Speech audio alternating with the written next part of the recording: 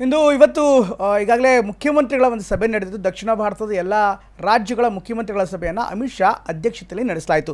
ಈ ಒಂದು ಸಭೆಯಲ್ಲಿ ವೆರಿ ಇಂಪಾರ್ಟೆಂಟ್ಲಿ ಕರ್ನಾಟಕ ಕಾವೇರಿ ವಿಚಾರ ಸೇರಿದಂತೆ ಬೇರೆ ಬೇರೆ ವಿಚಾರಗಳನ್ನು ಪ್ರಸ್ತಾಪ ಮಾಡಿತು.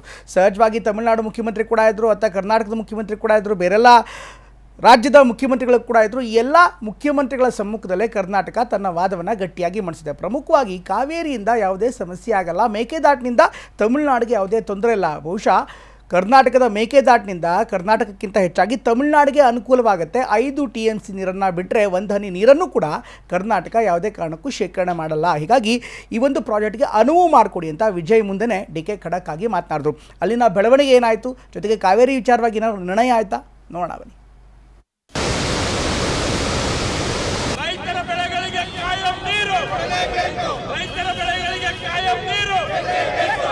ಐದು ಗೇಟ್ ಓಪನ್ ಮಾಡಿ ತಮಿಳುನಾಡಿಗೆ ನೀರು ಬಿಡ್ತಾವ್ರೆ. ಯಾರು ಕೂಡ ರೈತರ ಟ್ಯಾಕ್ಸ್ ಕಟ್ಟಬಾರ್ದು ಅನ್ನೋ ಒಂದು ಆಂದೋಲನವನ್ನ ಕಾವೇರಿ ಕೊಳ್ಳದ ಜನರ ಅವಮಾನ ಮಾಡುವಂತ ಕೆಲಸವನ್ನ ಮಾಡಿದ್ದಾರೆ. ಬಂದ್ ಮಾಡೋದು ಕಡುಬು ತಿನ್ನಕಲ್ಲ, ಈ ರಾಜ್ಯದ ಬೇಡಿಕೆ, ರೈತರ ಬೇಡಿಕೆ. We have raised various issues in the interest of all the southern states. ಮಂಡ್ಯದಲ್ಲಿ ಕಾವೇರಿ ಕಿಚ್ಚು ಜೋರಾಗಿತ್ತು. ತಮಿಳುನಾಡಿಗೆ ನೀರು ಬಿಡುಗಡೆ ಮಾಡಲಾಗ್ತಿದೆ ಅಂತ ಆರೋಪಿಸಿ ರೈತರು ರೊಚ್ಚಿಗೆದ್ದಿದ್ದಾರೆ. ಅತ್ತ ಚೆನ್ನೈನ ಕೋವಲಂನ ಬಳಿ ಖಾಸಗಿ ಹೋಟೆಲ್ನಲ್ಲಿ ದಕ್ಷಿಣ ಭಾರತ ರಾಜ್ಯಗಳ ಮುಖ್ಯಮಂತ್ರಿಗಳ ಸಭೆ ನಡೆಯಿತು.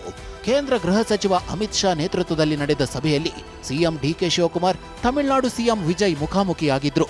ಇದೇ ಸಭೆಯಲ್ಲಿ ಉಭಯ ಸಿಎಂಗಳು ಮೇಕೆದಾಟು ಮತ್ತು ಕಾವೇರಿ ವಿಚಾರವನ್ನ ಪ್ರಸ್ತಾಪಿಸಿದ್ದಾರೆ. ಅಮಿತ್ ಶಾ ನೇತೃತ್ವದಲ್ಲಿ ನಡೆದ ಸಭೆಯಲ್ಲಿ ಮೇಕೆದಾಟು ಅಣೆಕಟ್ಟು ನಿರ್ಮಾಣಕ್ಕೆ ತಮಿಳುನಾಡು ವಿರೋಧ ವ್ಯಕ್ತಪಡಿಸಿದೆ.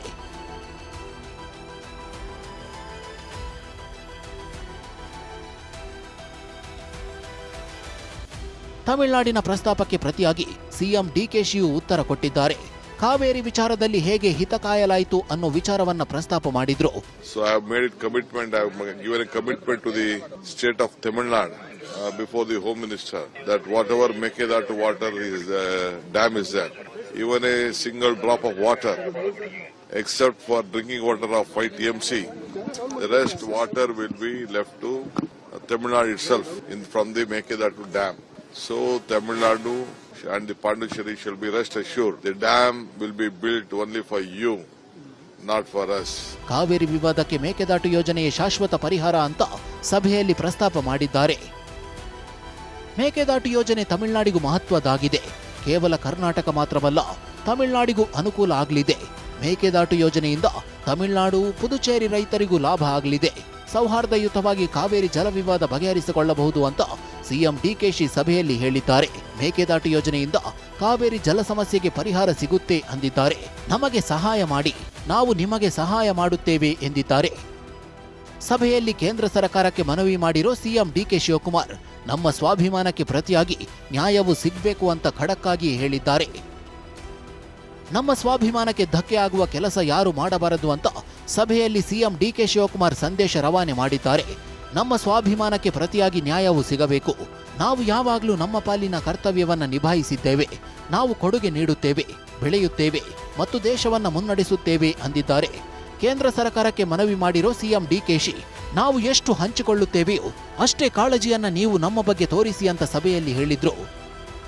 ಭದ್ರಾ ಮೇಲ್ದಂಡೆ ಯೋಜನೆಗೆ ಕೇಂದ್ರ ಸರ್ಕಾರ ಘೋಷಿಸಿರುವ 5,300 ಕೋಟಿ ಅನುದಾನವನ್ನ ಶೀಘ್ರ ಬಿಡುಗಡೆ ಮಾಡುವಂತೆ ಅಮಿತ್ ಶಾಗೆ ಸಿಎಂ DK ಶಿ ಆಗ್ರಹ ಮಾಡಿದ್ದಾರೆ. ಇದುವರೆಗೂ ಹಣ ಬಿಡುಗಡೆ ಆಗಿಲ್ಲ, ಇದರಿಂದ ಯೋಜನೆ ಜಾರಿಗೆ ತೊಂದರೆ ಆಗ್ತಿದೆ ಅಂತ ಮನವರಿಕೆ ಮಾಡಿಕೊಟ್ಟಿದ್ದಾರೆ. ಇದಿಷ್ಟೇ ಅಲ್ಲ, ಕ್ಷೇತ್ರ ಪುನರ್ವಿಂಗಡಣೆಯಿಂದ ದಕ್ಷಿಣ ರಾಜ್ಯಗಳಿಗೆ ಅನ್ಯಾಯವಾಗದಂತೆ ಸಿಎಂ DK ಶಿ ಮನವಿ ಮಾಡಿದ್ದಾರೆ.